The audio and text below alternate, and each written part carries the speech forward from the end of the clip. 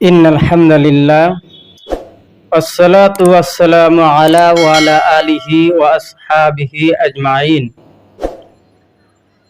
সম্মানিত দর্শক, এই মুহূর্তে যেখান থেকে দেখছেন, কাছে এবং দূরে, দেশ এবং দেশের বাহিরে, সবাইকে আমার পক্ষ থেকে হৃদয়ের রিংনানু সালাম।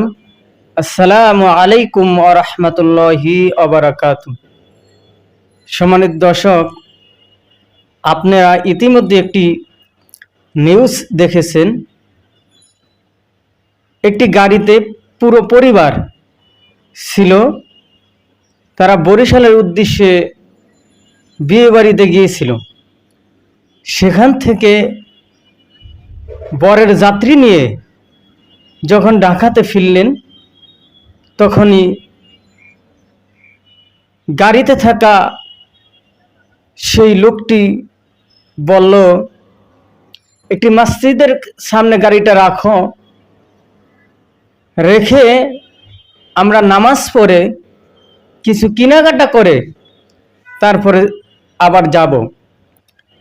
ড্রাইভার যখনই গাড়িটা রাখলেন, ওই লোকগুলি যখন গাড়ি থেকে নামলেন, পিছন থেকে একটি লোক দেখতে পেলেন গাড়িতে আগুন। এখন পিছন থেকে লোকেরা বলে, যখন আগুন আগুন আগুন, তখনই ধাউ ধাউ ধাউ ধাউ করে আগুন লেগে পুড়ে গেল।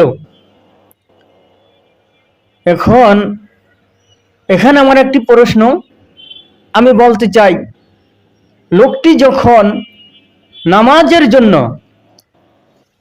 গাড়িটাকে ব্রেক করলো, নেমে গেল, তখনই আগুন। এমনও তো হতে পারত সমস্ত লোক গাড়ির ভিতরে ছিল, ওই সময় আগুন ধরে যদি যেত, আল্লাহ না করুক, এই লোকটি সব দুর্ঘটনায় পড়তো, লোকটি সব মারা যেতে পারত। হয়তো আল্লাহ রাব্বুল আলামিন নামাজ আদায় করবে, আল্লাহর কাজ করবে, আল্লাহর দ্বীনের কাজ করবে, এই জন্য আল্লাহ রাব্বুল আলামিন পুরো পরিবারটাকে হেফাজত করেছেন।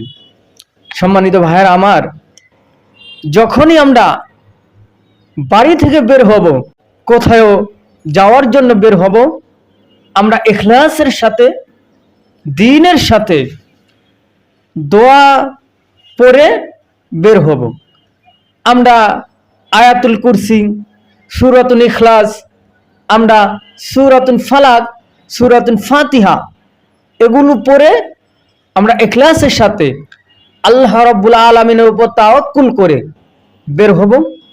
হয়তো আল্লাহ রাব্বুল আলামিন আমাদেরকে যে কোনো দুর্ঘটনা থেকে, বিপদ আপদ থেকে আল্লাহ তাআলা আমাদেরকে রক্ষা করতে পারে।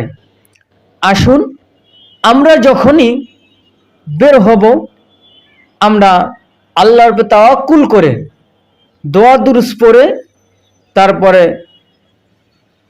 আমরা বাসা থেকে বের হব।